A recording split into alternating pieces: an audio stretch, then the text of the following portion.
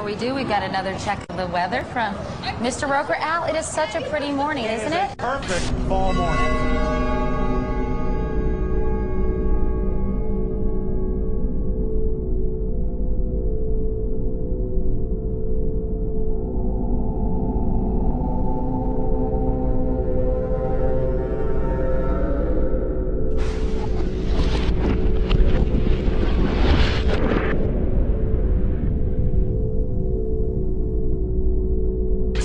This is an NBC News special report. Here is Tom Brokaw. September 11th, the year 2001, a day unlike any other in the long course of American history, a terrorist act of war against this country.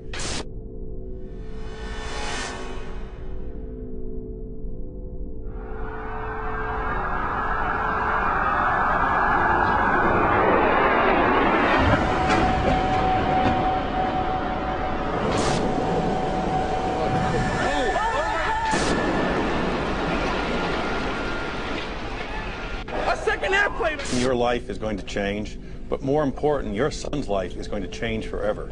America will never be the same after September 11th, 2001. He's on almost everyone's list of the most likely suspects for today's attacks. The alleged mastermind, America's most wanted terrorist, Osama bin Laden. He has described the United States as the devil. This is the beast. Meanwhile, Osama bin Laden is a name that we have been hearing all day long. They now believe that bin Laden was responsible. I'm told that Osama bin Laden likely deployed more than 50 terrorists. They are now, and I'm quoting here, 90% certain. Somebody provided the logistical support for this operation, and clearly the only person. Bin Laden comes to mind right away, Mr. Bermas. Indeed, he certainly does. Bin Laden. This is his M.O. We have to look to the Middle East. We have to look to Osama bin Laden. Osama bin Laden. Osama bin Laden. Bin Laden. Osama bin Laden. Osama bin Laden. Remember, 24 hours ago, it was the Bush tax cut, the Bush budget, the Bush economy. You don't hear any of that tonight. It's America's enemy. America's under attack.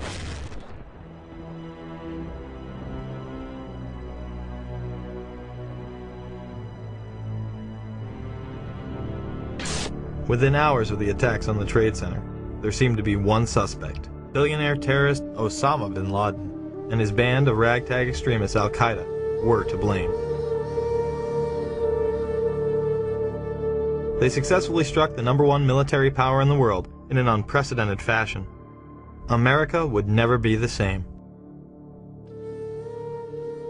The Patriot Acts, Homeland Security, domestic wiretapping and surveillance, the loss of civil liberties, all in order to fight terror and protect us here at home. Is Osama bin Laden really responsible for the attacks of September 11th? If so, why can't we apprehend him? Did you know the FBI does not list 9/11 as one of bin Laden's crimes? Why not? According to Rex Toome, Chief of Investigative Publicity for the FBI, it is because there is no hard evidence linking bin Laden to the attacks. If that is the case, how could the 9/11 Commission conclude it was the work of 19 radical Muslims from the Middle East, under the direction of Khalid Sheikh Mohammed and Osama bin Laden? Bin Laden has been universally blamed for 9/11, but if one takes a closer look at the available evidence, it points to a much darker power. 7 years later, what evidence has been gathered? Let's begin with the hijackers. Many of them were actually trained within U.S. military bases. On September 15, 2001, Newsweek reported that U.S. military sources have given information that suggests 5 of the alleged hijackers received training at secure U.S. military installations in the 90s. Saeed al-Ghamdi, Ahmed al-Nami, and Ahmed al-Ghamdi listed their address on driver's licenses and car registrations as the Naval Air Station in Pensacola, Florida. Another indication of how the hijackers were tied to U.S. bases was reported on September 12th by Fox in D.C. They stated, congratulatory phone calls were made from a separate aeronautical school in Florida, which suggests inside help for the hijackers. Now, here at Embry-Riddle School in Daytona Beach, investigators say that they did indeed intercept cell phone calls that originated out of here, calls that were congratulatory after yesterday's attacks, calls the feds say were made by terrorist sympathizers here in Daytona as well as in Broward County. The New York Times would report that the Defense Department said that Atta had gone to the International Officer School at Maxwell Air Force Base in Alabama, Abdul Aziz Al-Amari to the Aerospace Medical School at Brooks Air Force Base in Texas, and Saeed Al-Ghamdi to the Defense Language Institute at the Presidio in Monterey, California.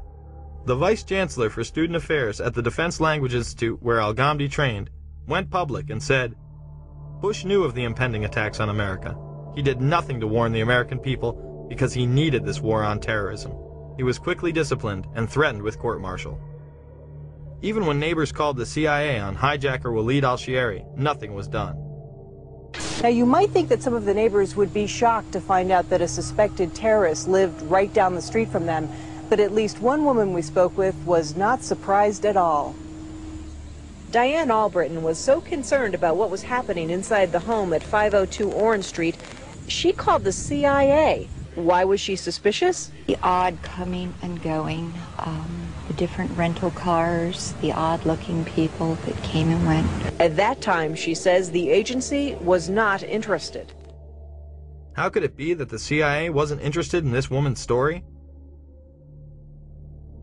Other government officials would go public as well. J. Michael Springman, a former head of the Visa Department in Jeddah, Saudi Arabia, would blow the whistle that the United States was taking part in covert programs as far back as 1987 to funnel in and protect Islamic terrorists.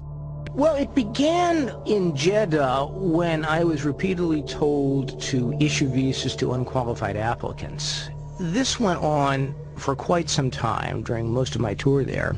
Under the American immigration laws, you need to demonstrate that you're going to the United States for a specific purpose. And typically, in such a situation, you're going to sign a business deal, or you're going to go as a tourist to see the Grand Canyon, or you're going to the United States as a student to study a particular course of study.